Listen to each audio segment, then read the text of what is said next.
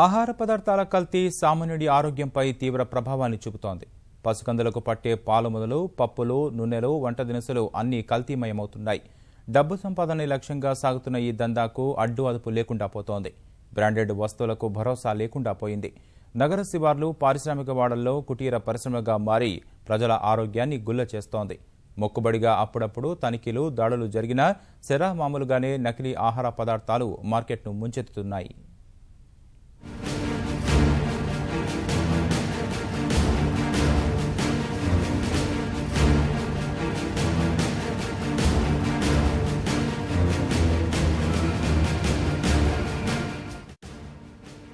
హైదరాబాద్ శివార్లలోని కాటేదాన్ ప్రాంతంలో కల్తీ వస్తువుల తయారీ యథేచ్ఛగా సాగుతోంది. అల్లం వెల్లుల్లి మిశ్రమం మొదలు నూనెలు, గుట్కాలు ఇలా రకరకాల వాటి తయారీలో పెద్ద ఎత్తున కల్తీలకు పాల్పడుతున్నారు.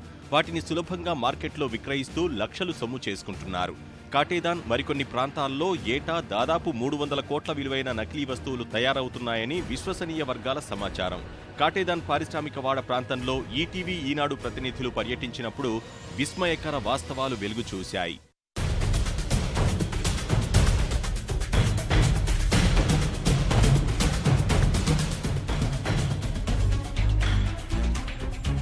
కుళ్లిన జంతు వ్యర్థాల నుంచి వంట నూనె తయారీ మొదలు ఏమాత్రం వినియోగానికి ఉపయోగించలేని పదార్థాలతో అల్లం వెల్లుల్లి, పసుపు, కారం ఇలా ప్రతి ఒక్కటి నకిలీమయం. కాటేదాన్లో అప్పటి ప్రభుత్వ సహకారంతో దాదాపు 1100 పరిశ్రమలు ఏర్పాటయ్యాయి. వివిధ కారణాలతో 10 ఏళ్లుగా ఇక్కడ 150 పరిశ్రమలు మినహా మిగతావి మూతపడ్డాయి. మూతపడ్డ 750 పరిశ్రమలే నకిలీ ఆహార పదార్థాలకు అడ్డాగా మారాయి. ఒక్కో పరిశ్రమ చిన్నపాటి అనుమతి తెచ్చుకొని 10 లక్షల పెట్టుబడితో 30 నుంచి 50 లక్షల వరకు లాభాలు పొందుతున్నారు. బీహార్, జార్ఖండ్ ప్రాంతాల నుంచి ఇక్కడ స్థిరపడ్డ వేలాది మంది పరిశ్రమలు మూతపడడంతో నకిలీ వస్తువుల తయారీలో భాగమవుతున్నారు. పాతబస్తీలోని ఓ వర్గం వారిని హైదరాబాద్ బేగం బజార్, సికింద్రాబాద్, పాతబస్తీలోని కొంతమంది బడా వ్యాపారులు వీరిని ప్రోత్సహిస్తున్నట్లు సమాచారం. నాణ్యమైన వస్తువుల్లో 25% పైగా నకిలీ పదార్థాలు, వస్తువులను కలిపి కోట్ల రూపాయలు ఆర్జిస్తున్నారు.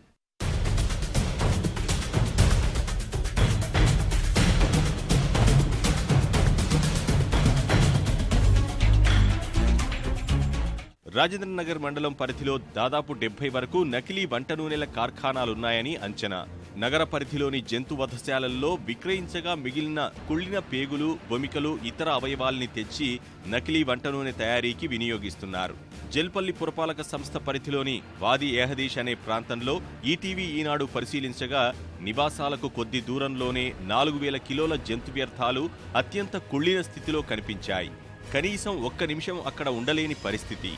అలాంటి వ్యర్థాల నుంచి నూనె తయారీ చేయడం, వంట నూనెల్లో కల్తీలకు పాల్పడడం వింటేనే ఒళ్ళు గగురు పొడుస్తుంది. చెంగిచెర్ల ప్రాంతంలో జంతు కళేబరాలతో నకిలీ నూనె తయారు చేస్తున్నట్లు తేలింది.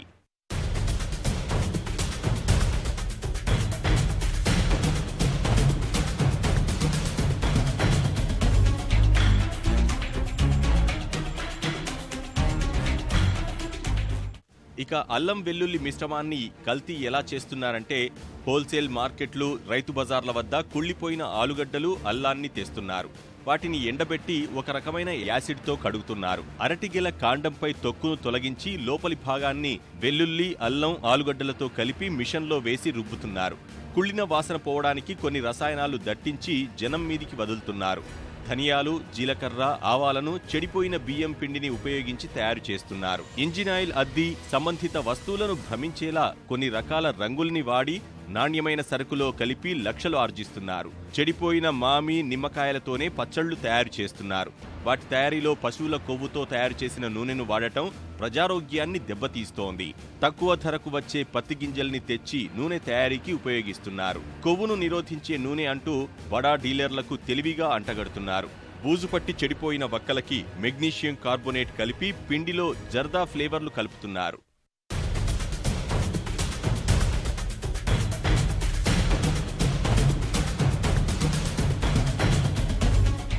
ఆహార కల్తీ నిరోధక శాఖ పెద్దగా పట్టించుకోకపోవడము నకిలీ, కల్తీ తయారీదారులకు వరంగా మారింది. ఈ స్థావరాలపై ఎవరు దాడులు చేయాలి, ఎవరు నియంత్రించాలో ప్రభుత్వ విభాగాల మధ్య స్పష్టత లేదు. కాటేదాన్ పారిశ్రామిక వాడలో మూతపడిన సంస్థల్లో నకిలీ వస్తువులు తయారవుతున్నాయని తెలిసినా తాత్కాలికంగా దాడులు చేయడం తప్ప శాశ్వత నిరోధానికి ప్రయత్నాలు చేయట్లేదు. నగర శివారు ప్రాంతాలు ఆహార కల్తీలకు అడ్డాలుగా మారాయి. అల్లం వెల్లుల్లి మొదలు వంట నూనె వరకు ప్రతి ఒక్కటి కల్తీలు చేస్తూ అక్రమార్కులు జేబులు నింపుకుంటున్నారు. ప్రత్యేకమైన నిఘా విభాగం లేకపోవడం వల్లే ఇలాంటి పరిస్థితి తిరిగి ఉత్పన్నమవుతుందని అటు పోలీస్ విభాగం, ఇతర విభాగాల అధికారులు కూడా చెప్తున్నారు. కెమెరామెన్ నిరంజన్తో రఘుపతి, ఈటీవీ న్యూస్, హైదరాబాద్.